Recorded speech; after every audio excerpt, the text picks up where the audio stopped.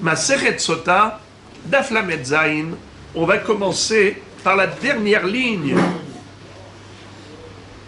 par les deux dernières lignes de la Medvav Amud Bet.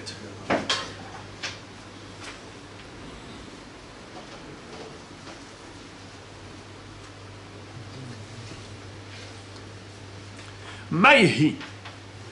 Yehuda Maïhi. On avait dit que Yehuda avait sanctifié le nom d'Akadosh Baruch Hu, et c'est pour cela qu'il y a les 4 lettres du nom divin, n'est-ce pas? Dans le nom de Yehuda. La Gemara dit Yehuda Maïhi, à quel moment Yehuda a été Mekadesh Shem Shamaim Befarhesia? Réponse. Detanya.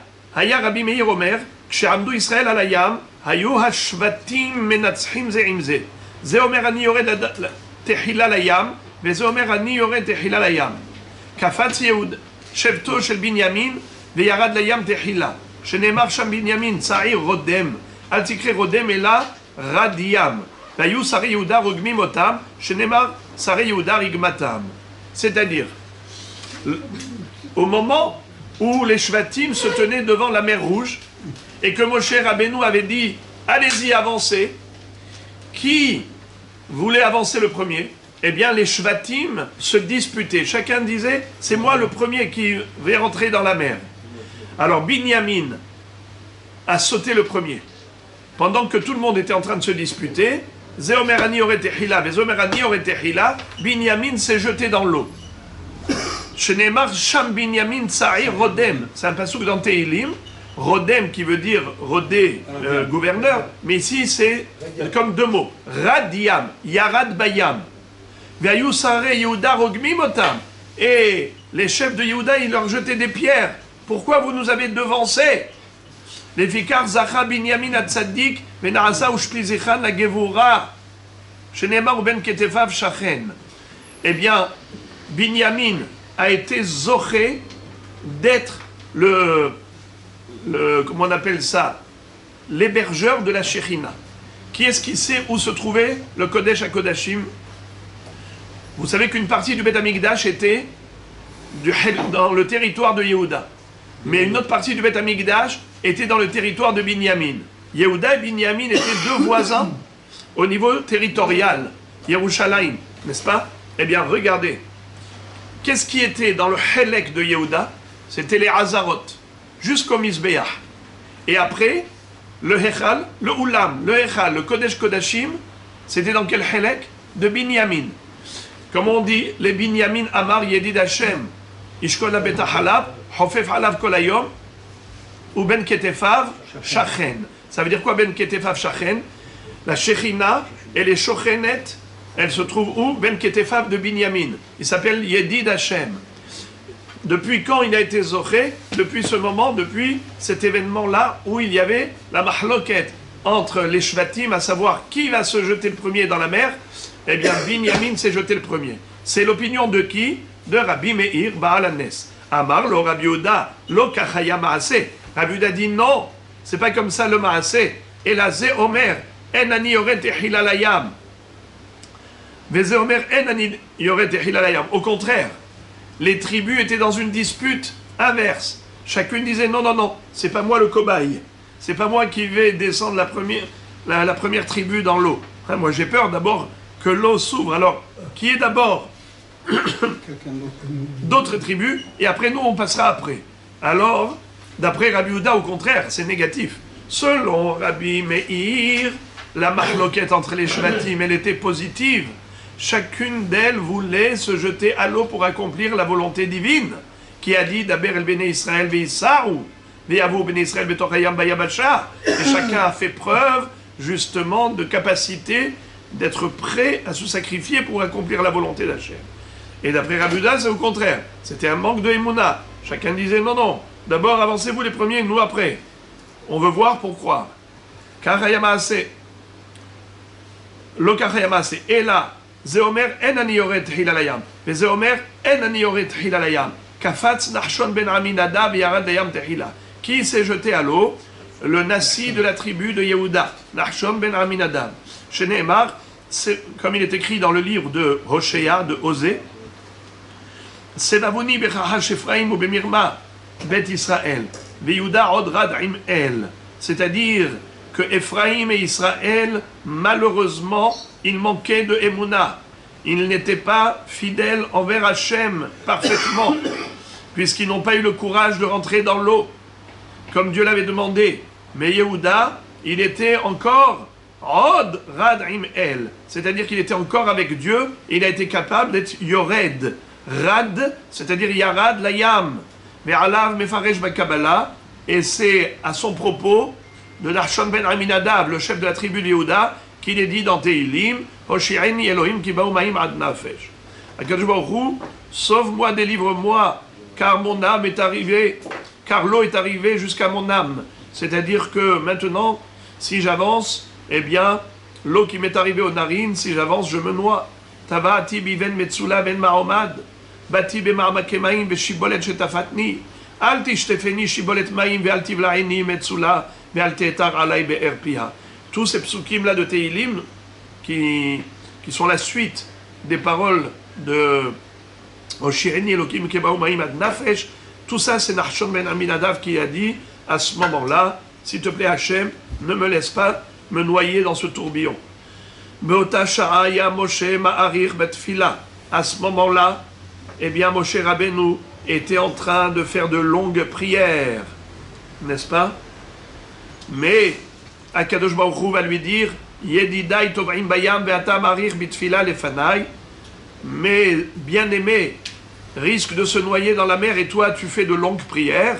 Amar lefanav ribono shel olam uma biyadi la'asot. Maître du monde, que puis-je faire? Amarlo daber el bni Israël ve'isau. Dis au bni Israël d'avancer. Ve'ata harem et matecha untet yadecha ala yam ubka'eu ve'yavu bni Israël b'toch hayam bayabasha. Alors prends ton bâton, élève-le, et tends ta main, et tu vas fendre les eaux de la mer. Lefikar zacha Yehuda la asot memshala Israël. Voilà pourquoi la tribu de Yehuda a mérité de donner naissance à David Amelech, qui est le début de la dynastie royale qui va gouverner Israël jusqu'à la fin des temps, jusqu'à Mashiach ben David. La royauté, elle a été donnée à Yehuda. Shneimar hayta Yehuda lekodsho, Israël mamshelotav, hayam ra'av hayanos.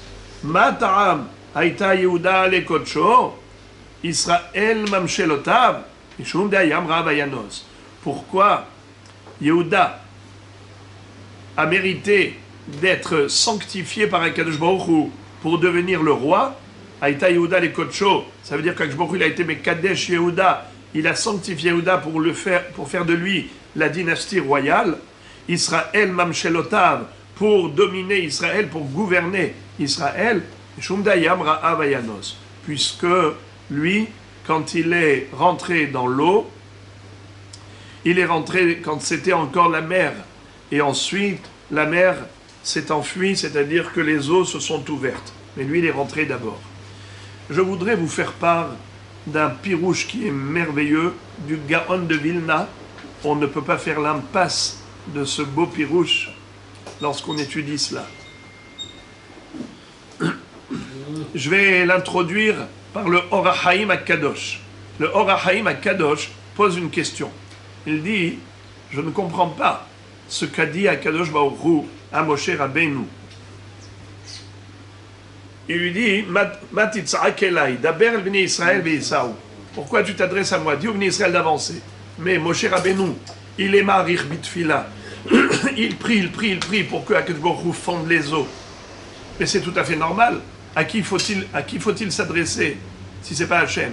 Minam metzar karatia anani bamerhavia. Mais tant que Dieu n'a pas répondu, tant que la mer ne s'est pas ouverte, c'est tout à fait normal qu'il prie. Alors pourquoi HaKadosh Baruch Hu lui dit Matitza'ak elai, et lui dit Daber el bnei Israël ve'isau, dis au bnei Israël d'avancer. Mais avancer où? Dans la mer? Alors le Or HaChaim HaKadosh dit comme ça, que HaKadosh Baruch Hu va dire à Moshe Rabbeinu, sache que il y a là-haut dans le ciel une accusation du Satan. Il prétend que Am Israël ne mérite pas d'être sauvé de la mer Rouge, parce que le Satan va dire Halalu avdei avodah zara Cela et cela, les Juifs comme les Égyptiens, ont commis la même faute de l'idolâtrie. Alors pourquoi tu veux noyer les Égyptiens et sauver Israël? Étant donné que Israël a fait Avodah Zarah, et il ne mérite pas le Nes de Kriyat Yam Souf, la seule chose qui pourrait leur donner le mérite de cette Kriyat Yam Souf, de faire taire l'accusation du Satan, c'est qu'ils démontrent et qu'ils prouvent qu'ils ne sont pas Ovdei Avodah Zarah, qu'ils ne croient pas en l'idole, et au contraire, ils croient en Dieu à tel point que sur la demande de Dieu, ils avancent dans l'eau, car Dieu a promis que l'eau va s'ouvrir, et ils ont confiance en Dieu, et ils disent, on sait que Hachem va ouvrir l'eau, et on avance dans la mer, comme si c'était déjà chose faite.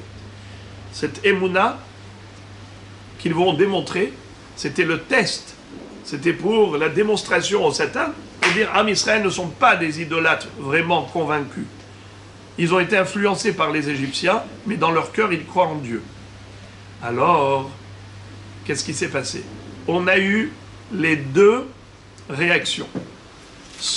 Nahshon ben Aminadav, Nassi du Shevet Yehuda, et on a eu ensuite les autres qui ont suivi. Regardez ce qui s'est passé. Dès que Nahshon ben Aminadav s'est jeté à l'eau, et il a avancé jusqu'à ce que c'était vraiment dangereux, c'est là qu'Akadosh Baruch Hu a fendu les eaux. Ce qui veut dire que les eaux étaient fendues par le mérite de celui qui a avancé dans l'eau. C'est ce que Akadosh Baruch Hu a dit à Moshe Rabbeinu. Daber el bnei Israël ve'issaou ve'yavou betor hayam bayabasha. Or, les autres, ils ont avancé qu'après. Alors regardez maintenant le Gaon de Vilna, ce qu'il dit, c'est tout juste du délice. Si vous prenez le Sefer Shemot Parashat Beshalach, il y a deux psukim qui a priori disent la même chose. Et on ne comprend pas quel est le sens de cette redondance. Il est écrit comme ça, dans Pasuk Kafbet. Vayavohu bnei Israël betor hayam bayabasha, ve'amayim lahem homam iminam umisem olam. Ça c'est le premier pasuk. Deuxième pasuk. Vayavohu bnei Israël bayabasha betor hayam, ve'amayim lahem homam iminam umisem olam. Ça c'est le pasuk Kaftet. Alors quoi, la même chose? Et en plus, c'est que la première fois c'est écrit betor hayam bayabasha, dans la mer sur une terre sèche. La deuxième fois, c'est écrit Bayabasha Betochayam, sur une terre sèche dans la mer. Pourquoi cette différence? La première fois, c'est écrit Vamaim Laim Homa, et les eaux constituaient une muraille de part et d'autre, à droite et à gauche. Une muraille, c'est écrit Homa, Het, Vav, Mem, He. 4 lettres. La deuxième fois, c'est écrit Vamaim Laim Homa, 3 lettres. Het, Mem, He. Homa, sans Vav. Pourquoi cette différence? Alors, je répète les 3 questions. Premièrement, pourquoi répéter 2 fois le même pasuk? Deuxième fois, pourquoi, si déjà tu répètes, tu as inversé l'ordre, Bayabasha Betochayam ou Betochayam Bayabasha? Et troisièmement, pourquoi Homa ici c'est avec Vav, ici Homa sans Vav? Réponse, nous dit le Gaon de Vilna. Étant donné qu'il y avait d'abord le Shevet Yehuda, c'est-à-dire Nahshon ben Aminadav, c'est lui qui est rentré le premier. Lui, il est rentré dans l'eau, qui est devenue ensuite terre sèche. D'abord, il est rentré dans l'eau, et après, ça s'est fendu, il a marché sur la terre. Mais au début, il a marché dans l'eau. Ensuite, les autres, ils ont attendu que les eaux se fendent, s'ouvrent, pour que ce soit d'abord une terre sèche. Alors là, eux, ils sont rentrés, Yabasha, Betochayam. Ils sont rentrés sur Yabasha, Yavesh, sur la terre sèche, qui était au milieu de l'eau. Alors maintenant, regardez comment c'est fort. Le premier pasuk, c'est Vayavohu bnei Israël betochayam bayabasha, ça parle de Nahshon ben Aminadav. Lui, il est rentré betochayam bayabasha. D'abord c'était Yam, ensuite c'est devenu Yabasha. Le deuxième pasuk, il dit, ils sont rentrés bayabasha betochayam. Ce sont les autres qui ont attendu que ça s'ouvre, que ce soit Yabasha, pour entrer au milieu de la mer. Homa, Hema. Le mot Homa, c'est muraille. Homa sans Vav, ça peut se lire Hema, qui veut dire colère. La colère divine, le Satan qui accusait Israël en disant ils sont autant idolâtres que les Égyptiens, eh bien ils ne méritent pas le Nes. Pourquoi on va noyer les Égyptiens et on ne va pas noyer les Juifs? les eaux, les murailles d'eau, qui étaient de part et d'autre, étaient dans un état de colère. Ils voulaient noyer les Bnei Israël. Nahshon ben Aminadav, ok, mais les autres? Ve'amaim lahem homa, hema. Pourquoi?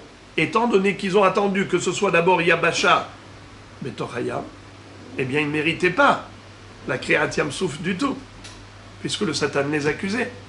Alors ils ont joui de la division de la mer Rouge qui a eu lieu par le mérite de Nahshon ben Aminadav qui a fait preuve de Emouna.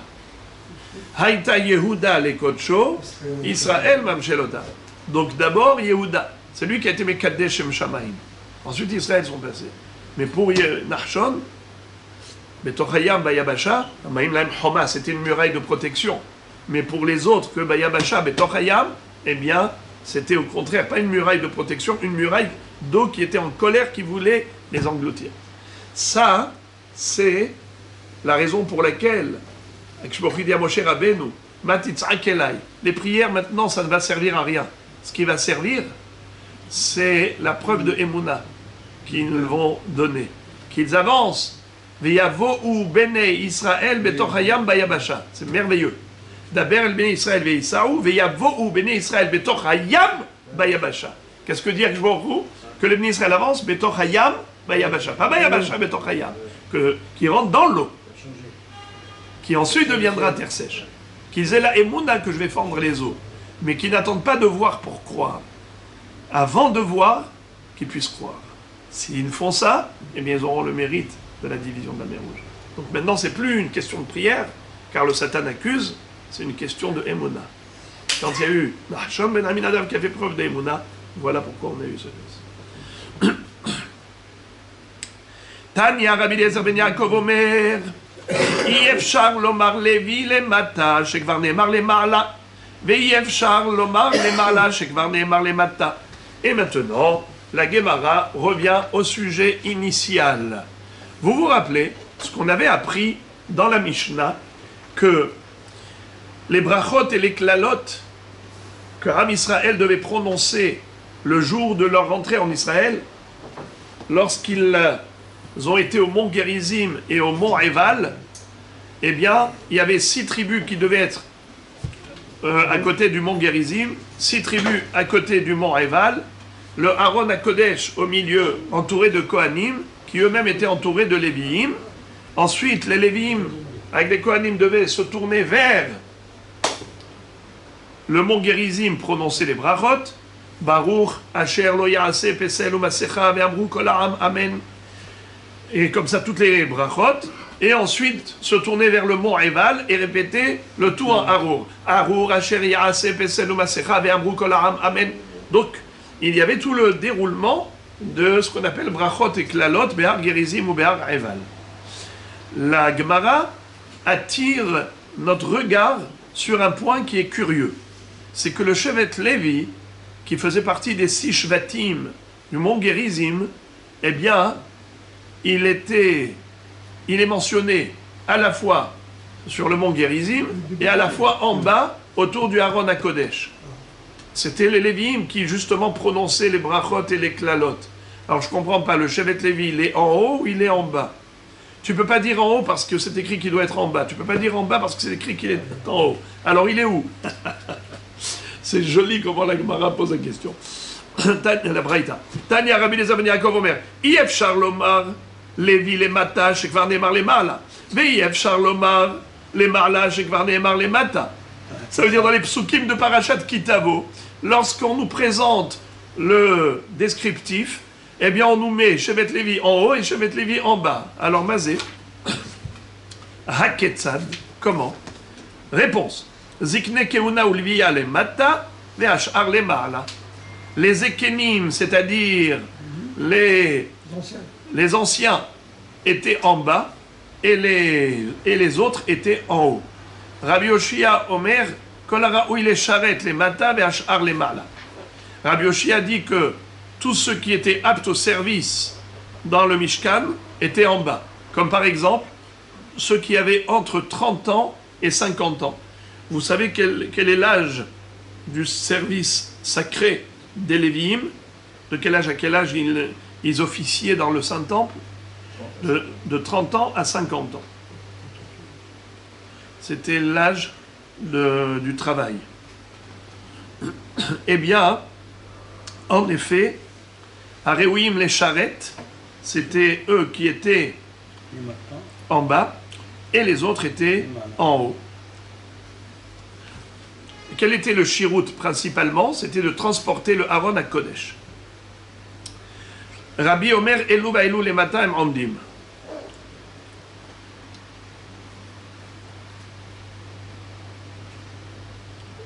Rabbi nous dit, il ne faut pas croire que les Shvatim, les 6 Shvatim qui étaient sur le mont Gerizim et les 6 Shvatim qui étaient sur le mont Eval étaient vraiment sur la montagne. Non. Ils étaient au pied de la montagne, proches de la montagne.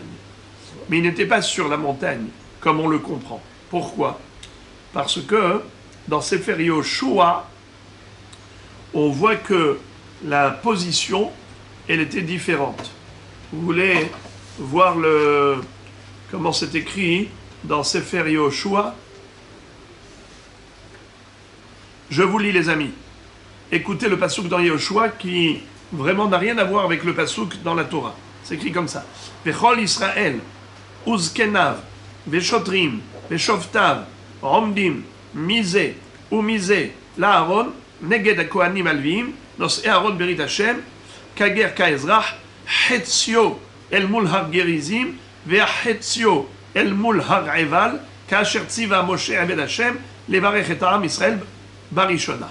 C'est-à-dire, de ce passouk de Yoshua, on voit un descriptif qui ne correspond pas à ce qu'on voit dans la Torah.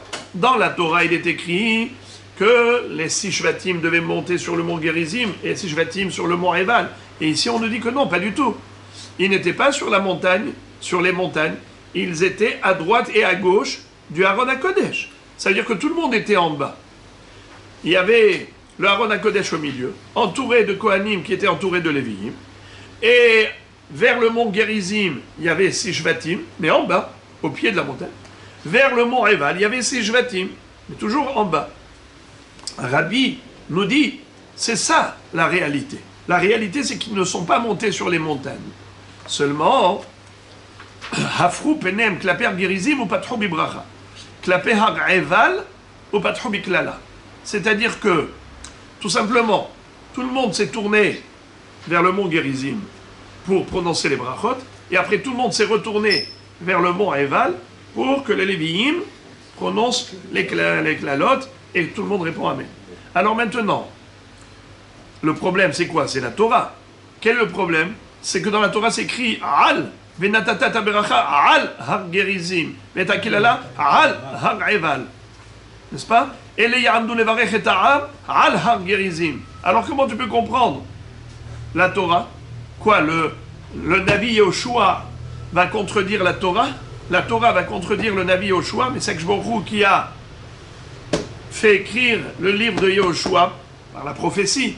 Alors, réponse. Al Besamour. Besamour. Qu'est-ce que ça veut dire le mot Al? Parfois le mot Al ne veut pas dire dessus, sur, ça veut dire à côté. Où est-ce qu'on retrouve une preuve que le mot Al peut être traduit par à côté? Kedetania, venatata ala ma'arechet levona zaka. Rabbi Omer, Besamour. C'est-à-dire, vous le savez, que sur la table, dans le Beth Amikdash, il y avait 12 pains. Il y avait 2 séries de 6 pains. Ils étaient superposés. Les 12 pains de proposition, ce qu'on appelle les hem panim, ils étaient comme une échelle. Il y en avait 6 et 6. 2 colonnes de pain qui étaient superposées. Séparées mais superposées. Il y avait comme des échelles. Et il est écrit qu'il fallait qu'il y ait 2 baziché levona. Vous savez c'est quoi les baziché levona? 2 kelim avec de la levona dedans. Combien de temps les pains restaient sur la table? Toute la semaine. Et quand est-ce qu'on les mangeait? Le Shabbat. On les distribuait entre les Kohanim, rentrant et sortant. car le changement de garde de Kohanim se faisait le Shabbat. Et qu'est-ce qu'on faisait le Shabbat? Le Kohen allait d'abord sacrifier les 2 baziché levona sur le Mizbeach. Il allait brûler la levona le jour du Shabbat sur le Mizbeach, n'est-ce pas? Ajbour qui nous a dit que c'est interdit d'allumer le feu au Shabbat, c'est lui, et de cuire, c'est lui qui nous a dit de faire les korbanot pendant le Shabbat dans le Beth Amikdash. On faisait korban atamid, le matin et l'après-midi, korban moussaf, tout ça c'était Shabbat. On brûlait la levona dans le Beth Amikdash, Shabbat. Pourquoi on s'abstient de travailler pendant le Shabbat? C'est pas parce qu'on pense que Shabbat, il faut se reposer. C'est parce que Dieu nous a dit, ne travaillez pas Shabbat, ne faites pas ces 39 travaux. Mais le même Dieu qui nous a dit, ne faites pas ça à l'extérieur, c'est lui qui nous a dit dans le Beth Amikdash, il faut le faire. Donc, nous, on n'est pas serviteurs de notre cerveau, on est serviteurs de la volonté d'Hachem. On est au service d'Hachem. Ce qui nous dit, blanc, blanc, noir, noir, c'est tout. Naaseh venishma. Eh bien, les Baziché Levona, ils étaient pendant toute la semaine, al, comment c'est écrit, venatata al ma'arechet levona zaka. Sur la colonne de pain, tu mettras la levona zaka, de la levona pure, bazichim. Alors quoi? Ça veut dire que c'était sûr carrément? Rabbi nous dit non, ce n'était pas au-dessus, c'était à côté. C'était sur la table, à côté des colonnes de pain. On avait 2 kelim de baziché levona qu'il fallait vider sur le feu du Mizbeach le jour du Shabbat, au moment de avant la distribution du pain au Kohanim. Alors, qu'est-ce que nous dit Rabbi? Pareil, il dit le mot al, ça ne veut pas dire sur, ça veut dire à côté. Alors, lui-même Rabbi se remet en cause. Il dit, Ata omer al besamouch enoela al mamash. Est-ce que le mot al, j'ai raison de dire que ça veut dire à côté, ou bien peut-être que al, ça veut dire au-dessus? Réponse, Keshehu omer besakota ala aron et aparochet, Heve omer al besamouch. Rabbeinu Akadosh, il a une preuve de la parochet. Vous savez que la parochet, c'est un rideau qui séparait le Kodesh du Kodesh HaKodashim. Le Saint des Saints était séparé du Echal grâce à un rideau, c'est pas qu'on appelait Amatrexin.